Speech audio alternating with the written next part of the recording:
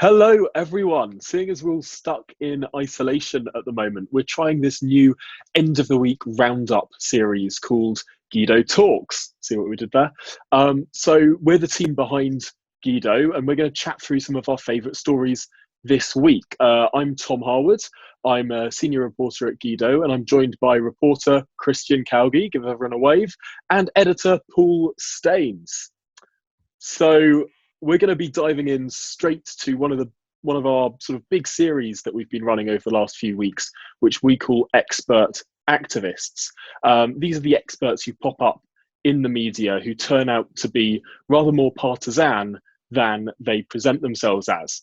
So last Friday, we had a doctor, Dr. Paul Williams, who appeared on the BBC as a doctor. What the BBC didn't tell audiences, though, is that he's an active Labour candidate, currently standing to be a police and crime commissioner. No mention of that at all. Extraordinary.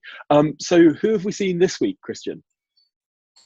Well, this week we have seen Kate Sheehan, who is a local Labour Party vice chair in Essex, who was picked up by Sky, The Mirror, and I think the Mail Online for attacking Matt Hancock over PPE provision. A quick search found out she was a Corbynista fangirl and obviously involved in Labour on a professional level. But she'd also, rather interestingly, given away quite a lot of PPE to other local activists, whilst complaining the NHS didn't have enough. And again, we saw a Labour activist who was joking about Boris's admission to ICU with a party emoji. And, you know, just... Doesn't she deny that that's genuine? She says it's faked. Yet we've got two sources that came in to us said they screenshot it. It's a pretty weak excuse, and we compiled all the evidence, but it seems like Labour are not going to do anything about this. They have said her conduct doesn't break any party rules, and they just sent her a message saying try and be nicer on social media. That's right. I didn't get anything back from the Labour Party when I went after them quite a few times asking what are they going to do about this local vice chair who seems to have basically admitted to lying as well. There was a piece in local media down in Essex where she is this vice chair for a CLP, where she basically said, yeah, no, my tweet did complain about PPE, but I haven't had any shortages of PPE. It was just representative of other places in the country that have had shortages. And the media was running it as if she was sort of giving a first-hand experience, when really she was saying stuff that she'd seen on Twitter, probably. It's extraordinary the lack of sort of due diligence that's done for these people to just appear in the media. We also, in Chingford, the candidate against Ian Duncan Smith was one Pfizer Shaheen. Now, she's a regular on all the news shows. She is always captioned as a doctor.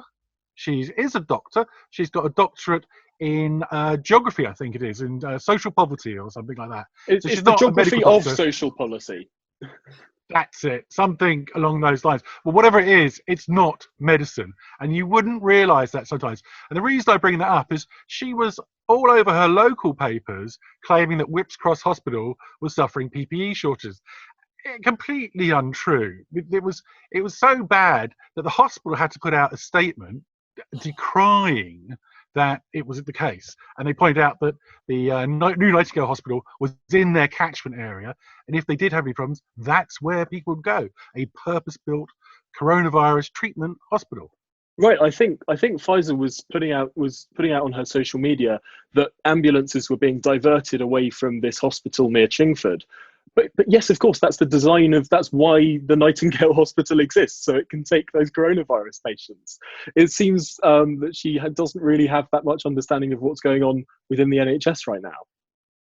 I'm also suspicious about the number of political activists who are presenting as medics, and they are taking advantage of the public's love of the NHS and appreciation of what NHS nurses and doctors are doing for political purposes. And I would bet any money that it's being organised by someone like Unite.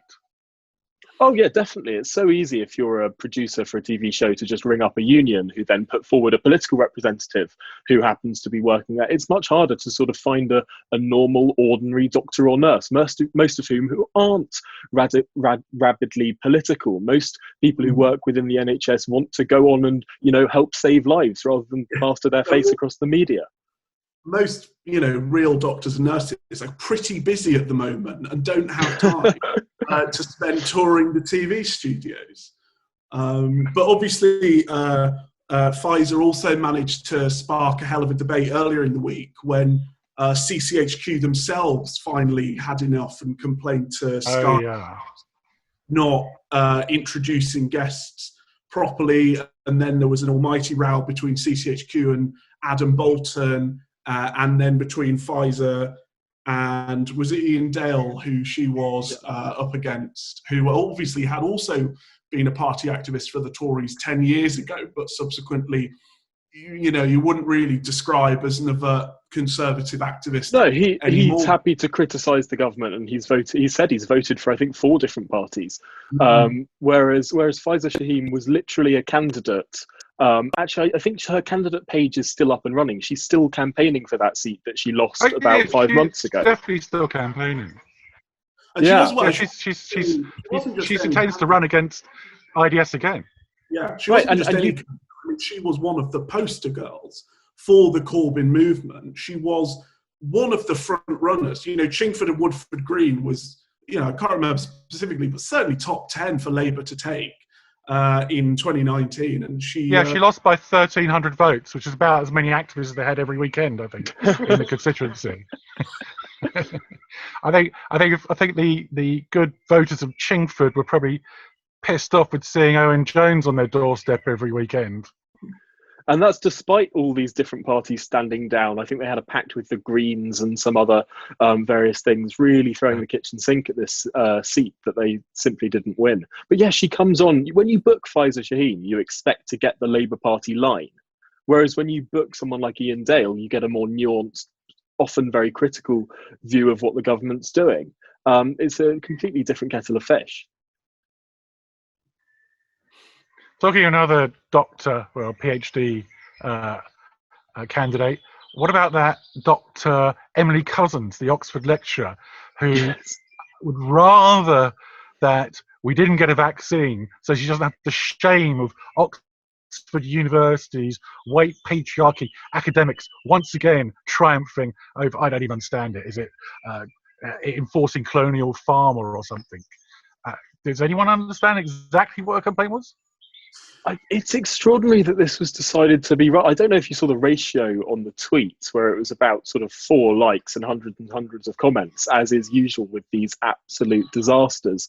But it's this sort of idea that anything that is done in this country or that's been done by prestigious institutions is bad. And I think there was a line in this piece that really let the cat out of the bag, and it's that this is the Huffington Post piece. This is the Huffington Post piece where she said something along the lines of, "I don't want a narrative to be reinforced that China has unleashed something bad on the world, and the West has had to save it." And it's like, well, that's sort of what's happened. There's a communist party in charge of China that has pursued a massive cover-up that has meant this global pandemic is a lot worse than it could have been if there was a liberal democracy operating in that country and they didn't lock up journalists and silence doctors.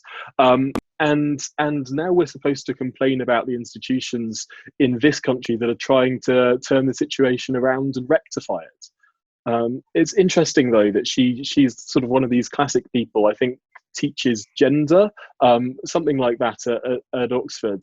Obviously, well, be careful here, because a lot of our readers, who I suspect went to Oxford University, were all pointing out she's doing her PhD at Oxford Brookes, the old Polly, and didn't want. But the fact is, she was a teacher, and she teaches gender issues at Oxford University, the real one. Yeah, and she did her undergrad there. Actually, undergrad. At Wadham. Yeah. The lefty college. It's on you, Oxford. It's on you. Not a surprise, is it? No witness at all from this chat, obviously. Yeah, Russell Brick, Red Brick Universities, all of you, Russell Brick. A bugbear of mine is Piers Morgan, Peston, all those media talking heads. I say that as now we are 3 talking heads who have been really, I think, moving from questioning and interrogating to trying to get these gotcha moments, which the public has got fed up with. And I mean, I said it a couple of weeks ago. I said this will backfire when Alex Thompson from Channel 4 News asked that really atrocious question to Matt Hancock, who managed to keep his cool when he basically said to Matt Hancock, "You're just letting old people die to protect the young, aren't you?" And and Andrew Neil on Twitter jumped in and said it was a rubbish question. And if Andrew Neil, who knows a thing or two about asking politicians questions, said, "Well, what's he going to say? Yeah, that's true. We're just killing Granny." It was a rubbish question. It was just another one of these gotchas. I mean, you've got Robert Peston, who takes 2 minutes to ask a question. I've taken timing them now, and then gets his follow-up. You've got Piers Morgan. I wash my hands for one Robert Peston question. Well, I think you did a pretty good hand wash there. Piers Morgan every morning just berating any minister that dares go on. I understand there's now a queue of ministers who want to go on. Sorry? This is exactly what it is, though. Everyone in the media has been very happy to criticise politicians in the House of Commons in PMQs that do their sort of 1-minute Facebook video speech that's not about the debate at hand. It's for that viral social media clip. The journalists are doing it now too. The only reason Tom, let me get this straight. You're criticising people for doing viral social media clips. Oh, I know more about it than most. But it's very clear that Peston asks these questions because he wants like a nice clip for his show. Similarly, Piers Morgan wants all those retweets, both angry and congratulatory. It's exactly the same mindset as politicians. It isn't working. It has backfired. I mean, poll after poll. I mean, this morning, Sky and YouGov had a poll out saying that I think it was negative 44% for TV journalists or press journalists. Can't remember which way around. It was massive. It was as bad as Corbyn at his lowest point, and even politicians now rate higher than journalists, which has not always been the case. And Keir Starmer is in positive territory. He's very new, and of course the politician who rates the most and has the majority of the public behind him with 51% was Boris. Exactly the person they're always trying to knife the hardest because they hate him because he's one of them. This is the hilarious thing. I think it was last week there was this international poll that looked at all of the different institutions and how they fared in public opinion over the course of this crisis, and everything from politicians to financial services, the traditional sort of whack them, all these awful bankers, these awful politicians, they're all in positive territory in this country now. And the only one sector that was polled to be in negative territory is the media. And yet there doesn't seem too much to be done to sort of wake up to this fact of this massive crisis in confidence of the institutions that should be informing the public. And as a result, of course, they've now lost their follow-up questions at the daily briefings because they just... Oh, yeah. It was just what... was it yesterday where they didn't have any follow-up questions at all? That was yesterday. We haven't seen the one today yet, so we're not sure. We're recording this before it's taken place. But, to be honest, I thought Hancock was being very generous over the last, whatever it had been, week or 2 weeks, giving them these extra opportunities. And they just hadn't risen to it. And there were senior journalists who you would think would ask better questions, who were asking things the public either don't care about or we already know the answers to, and they just keep hammering the same point home. Yeah, it's funny. Of course, you know more than most about what it's like to be in a room full of lobby hacks asking questions. And what we've discovered and knew for a long time, they're actually not that good at it. And now they're on telly and having to perform, they're being found out. Not like Yeah, us. I was thinking about this earlier when the usual few drips and drabs of tweets came out after today's lobby meeting. And once again, I just thought, you know, if we sustained televising these Q&A sessions for long enough, they would have to buck up their ideas, because some of the long questioning sessions I have to deal with sitting through on the daily lobby briefings are so pointless and useless and, you know, waste of time gotcha questions that I think... Or speeches. Or just, you know, Jon Snow is famous for giving speeches, isn't he? Yeah. They go in with a stupid question that they know they'll get a yes or no answer to, and then they jokingly tweet about it later on. And I think that if the media want to sort this out, they need to start subjecting themselves to some more scrutiny, as we expect politicians to improve with more accountability and scrutiny. It's funny listening to these questions, particularly by broadcast journalists in the press conferences, where one by one, they'll basically ask exactly the same question and expect some kind of different answer. And then I've seen some people criticising, I think earlier this week, the Sun's Dan Wootton went on and asked a different question about misinformation being spread by actors like China.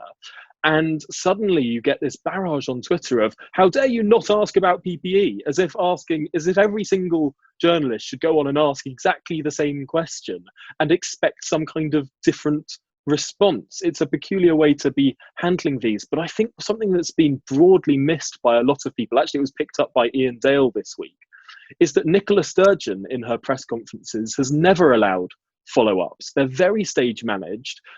Nicola Sturgeon's cronies hold the microphones. Journalists aren't even allowed to hold their own microphones, and they're whisked away as soon as the first question is spoken. And yet, is there much scrutiny of Nicola Sturgeon? Is there much mainstream press sort of saying, hang on, if Boris was doing this, it would be all over the place? I have noticed one thing that Nicola Sturgeon's putting out. She's now talking about the lockdown, wind down that she plans to do in Scotland, which I think the public is moving to ask, okay, we're in this for another 3 weeks.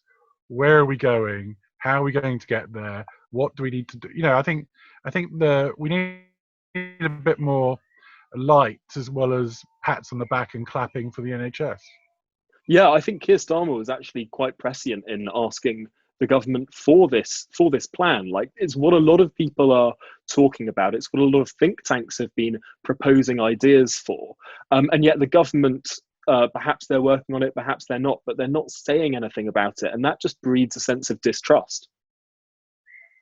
Well, I mean, it also doesn't help that I think we've got a pretty clear picture of what the strategy is for taking us out of this lockdown. The only problem is that it's just being privately briefed to different media outlets in different sectors, and we're getting a vague picture, but it's all more confusing than if the government just came out and told the public. And I also think it will help enforce the lockdown as it continues and as it inevitably gets more difficult for people, if they know that there is an end goal and they can see the light at the end of the tunnel, rather than just thinking this is going to carry on indefinitely until one day the government wave a magic wand and we can all go back to normal, because otherwise they'll take it upon themselves to start judging whether it's safe to go back to normal life or not.